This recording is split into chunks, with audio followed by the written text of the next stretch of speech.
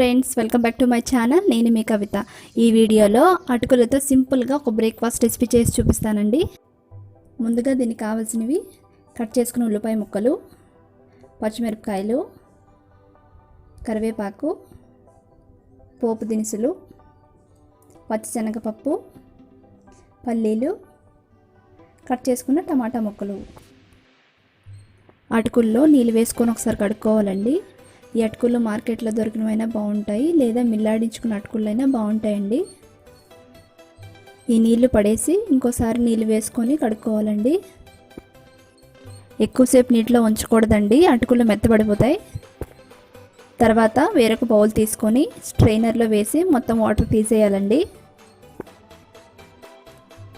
Friends, నా video మొదటిసారి చూసిన వాళ్ళు నా ఛానల్ సబ్స్క్రైబ్ చేసుకోండి. పక్కనే ఉన్న బెల్ ఐకాన్ క్లిక్ చేయండి. దాని ద్వారా నా నోటిఫికేషన్స్ అన్నీ మీకు వస్తాయండి. నెక్స్ట్ స్టవ్ పై ప్యాన్ పెట్టుకొని ఒక 3 టేబుల్ స్పూన్ వరకు ఆయిల్ వేసుకోవాలి. ఆయిల్ హీట్ అయిన తర్వాత అందులో పోపు దినుసులు వేసుకోవాలండి. ఈ పోపు దినుసులు కొద్దిగా చిటపటలాడే వరకు వేయించుకోవాలి. తర్వాత పచ్చిమిరపకాయలు వేసుకోవాలండి. ఈ పచ్చిమిరపకాయలు ఇలా మధ్య కట్ చేసినట్లయితే ఇందులో కారం అంతా అటుకులకు చక్కగా పడుతుందండి. పచ్చిమిరపకాయలు ఫ్రై అయిన తర్వాత శనగపప్పు అలాగే పల్లీలను కూడా వేసుకోవాలండి. వీటిని ఉల్లిపాయల కంటే ముందే వేసుకోవాలండి, లేదంటే ఫ్రై అవ్వవు. తర్వాత ఉల్లిపాయ ముక్కలు వేసుకోవాలండి. ఈ ఉల్లిపాయలను ఇలా పొడుగ్గా స్లైసెస్లా కట్ చేసుకుంటే బాగుంటుందండి. ఈ ఉల్లిపాయలను కాస్త ఎక్కువగానే ఫ్రై చేసుకోవాలండి. కాస్త బ్రౌన్ కలర్ వచ్చే వరకు ఫ్రై చేసుకుంటే టేస్ట్ బాగుంటుంది. తర్వాత ఇందులో కొద్దిగా కరివేపాకు వేసుకోవాలండి. ఉల్లిపాయలు ఫ్రై అయిన తర్వాత టమాటా ముక్కలను వేసుకోవాలండి. ఈ టమాటాలను ఎక్కువ ఫ్రై చేయని అవసరం లేదు, 1 నిమిషం ఫ్రై చేసుకుంటే సరిపోతుందండి. చిన్న చిన్న ముక్కలుగా ఉన్నా మనం తినేటప్పుడు బాగుంటుందండి. తర్వాత రుచికి సరిపడే ఉప్పు అలాగే కొద్దిగా పసుపు వేసుకోవాలి. వేసుకున్నాక 1 నిమిషం ఫ్రై చేసుకోవాలండి.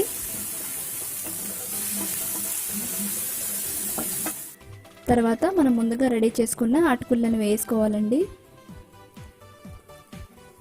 అటుకులు వేసుకున్న తర్వాత బాగా కలుపుకోవాలండి. ఉప్పు, కారం, ఆయిల్ అంతా అటుకులకు బాగా పట్టేటట్టు కలుపుకోవాలి.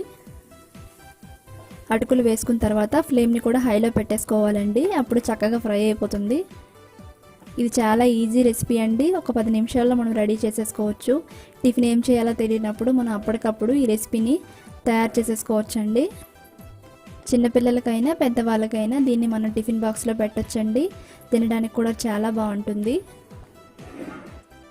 చిన్నపిల్లలు కూడా ఇష్టంగా తింటారండి. చూసారు కదా, చక్కగా ఫ్రై అయిపోయింది. అటుకులు వేసిన తర్వాత ఒక 2 నిమిషాలు హై ఫ్లేమ్లో ఫ్రై చేసుకుంటే సరిపోతుందండి.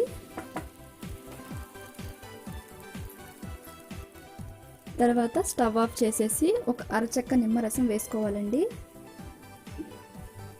నిమ్మరసం ఇష్టం లేని వాళ్ళు వేసుకోకపోయినా పర్వాలేదండి, కానీ నిమ్మరసం వేసుకుంటే టేస్ట్ చాలా బాగుంటుంది. దీన్ని వెంటనే తినేయొచ్చండి, లేదంటే ఒక్క 10 నిమిషాలు పక్కన పెట్టుకున్న టేస్ట్ బాగుంటుంది. ఆ నిమ్మరసం అంతా అటుకులకు చక్కగా పడుతుందండి. అంతేనండి, చాలా సింపుల్. మీరు కూడా తయారు చేసుకోండి. ఎలా వచ్చిందనేది నాకు కామెంట్ చేయండి. ఓకే ఫ్రెండ్స్, మరిన్ని వీడియోస్ కోసం నా ఛానల్ సబ్స్క్రైబ్ చేసుకోండి. లైక్ చేయండి, షేర్ చేయండి, కామెంట్ చేయడం మర్చిపోవద్దు. Thank you.